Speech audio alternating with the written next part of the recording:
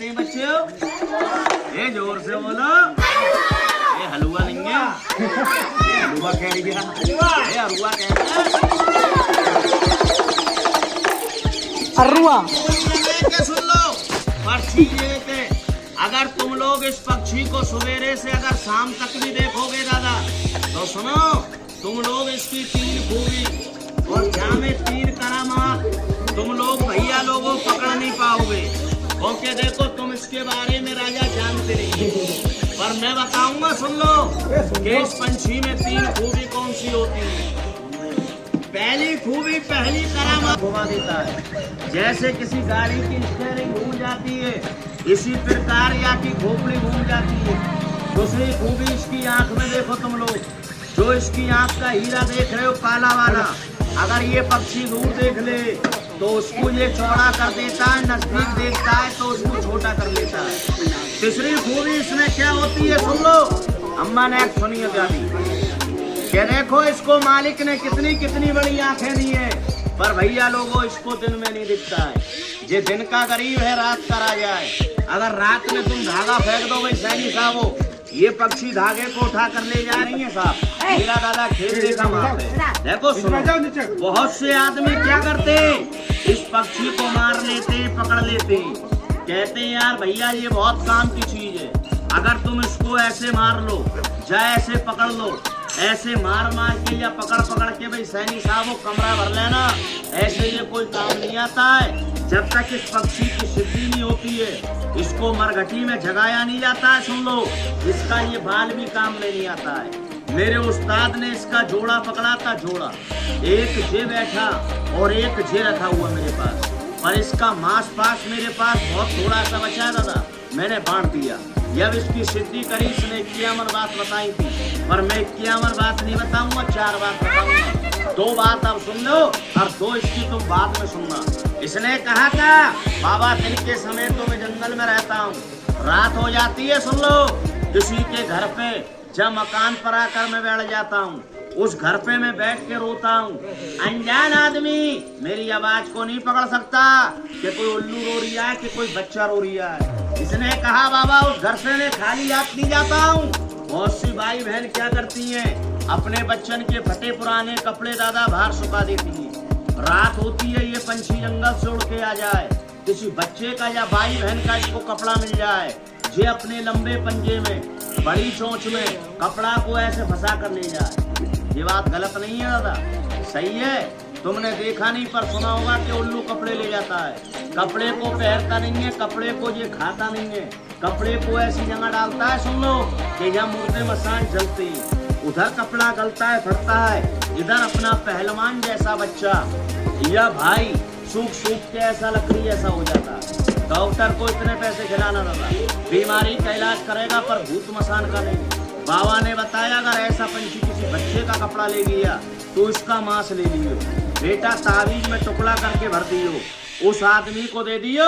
जो आदमी ये कहते हैं फकीर बाबा हमारा बच्चा है जो 1-2 साल से बीमार है, परेशान है, हमारा बालक खाता बकरी की तरह है, पर दादा भाई सूखता ऐसा लकड़ी की तरह है। हमारे बच्चे को भाई फकीर बाबा किसी गंदे आदमी की लग गई नजर, जा हाय उसके गले में बांध दियो ताबीज। दूसरी बात इसने क्या कहा कि देख बाबा मुझे बालक का कपड़ा नहीं मिलता है, किसी भाई बहन का मुझे लगता कपड़ा मिल जाए, चलते पानी के अंदर फेंक दूं, गंदे बहते पानी के अंदर फेंक दूं, उस भाई बहन के बच्चे हो में औलाद होए पर मैं सुखा सुखा के मार दूं। जिसको कहते हैं सूखिया रोग, सूखिया मसान, ऊपरली परेशानी, बनाऊंगा मैं ताबीज को, सुन लो राजा, पढ़ेगा जी। इसके मांस का ताबीज पहरा के तेरे बच्चे को अकेला तो अकेला जंगल में छोड़ जाइयो, बाबा की कसम तेरे बालक का कोई बाल बांका नहीं करेगा।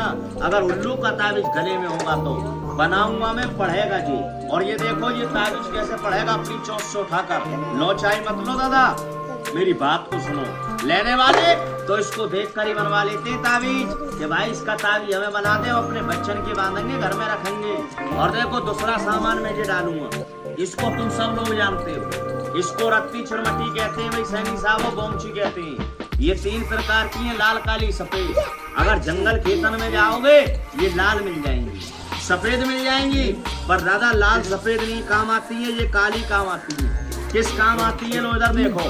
अरे रात होती है, रात जो बच्चे सो जाते, सपने में डरते, गंदे बुरे सपने दिखते, बच्चे सपने में दांत चबाते, माँ बाप का बुरा सोचते, कोई भाई बहन दांत चबाती है, घर में कलेश पैदा करती हैं। और मेरी बात गलत नहीं है दादा, किसी जानकार से पूछना कि दांत का चबाना कितना गलत होता है। ये काला चुर्मी में ताबीज में भर दूंगा, ये दांत को नहीं कीटन देगा। ये काला चुर्मी उस आदमी, उस भाई बहन को देना जो लोग कहते हैं फकीर हमारे शरीर में से दुख नहीं निकले, आज बांध ले और आज अजमा ले, कल की बात करे कोई चोर आदमी। मैं भी कोई दूर के रहने वाला नहीं हूँ, मेरा गाँव भी दादा नगर है। और तुम मजाक कर रहे हो, बाबा की कसम मजाक समझ के मेरी बात सुनो। तुम्हारे लाख रुपए के जीवन में भला करेगी ये वो चीज है, ये तुम्हारे भाग है। बाबा की कसम ये तुम्हारी बस्ती में हम आ जाते हैं साल 2 साल में, यानी हमारा आना नहीं होता, हम बड़ी बड़ी दूर जाते हैं मेरे भाई।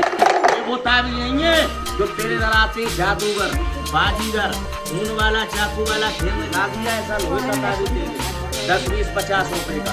ये काला पड़गो, इसका कुंडा टूट गया। मैं ऐसा ताबीज नहीं भरूं, मैं ऐसा बनाऊं जो लेने वाले 2-2, 4-4 लेने ले गए, ये थोड़े से बचे। इस ताबीज के अंदर देखो तांबा है, इसके अंदर पीतल है, इस ताबीज के ऊपर भाई बहनों भैया लोगों देखो पक्की चांदी की पॉलिश है। ये VIP ताबीज है, अगर गले में ही पड़ा है ना तो ये वैसे ही अच्छा लगेगा, धातु ताबीज है। बाजार में लोगे 10-20 रुपए का खाली देगा आपको सुना, बढ़िया कीमत देखियो कि क्या लूंगा, बालक सुनते ही ये ले लेती है। देखो इसके अंदर मैं क्या डालूंगा, एक सिंदूर है बंगाल का, जिसको विजय कामिया कहते हैं। 1000-2000 रुपए लेके दादा अपने नगर या कठुमर में चले जाना, इतना आसानी मिलेगा। इसमें लोहे की तरह वजन है, पत्थर की तरह ताकत है। आग दिखा दो पानी बनेगा, पानी में घुलेगा नहीं। काम आता है किसके सुन ले। आजकल का जमाना खराब है, लोग बाग किसी के दुख को देखकर दुखी नहीं है जितना सुख को देख के परेशान है। जलने वाले लोग चाकू लाठी से नहीं मारते, किसी भगत सियाने के पास जाते, किसी जानकार के पास जामे, तेरे नाम से, तेरे धंधे के नाम से कोई दुश्मन ऐसा कांटा पड़वा लाती है। जानते हो भाई का सो नहीं तो नो जरूर जानते दादा, इसको शे का कांटा कहते हैं, शेली का सूल है ये बुराई की जड़ है राजा। अगर तुम इसको ऐसे ले जा कोई काम नहीं आएगा तुम्हारे।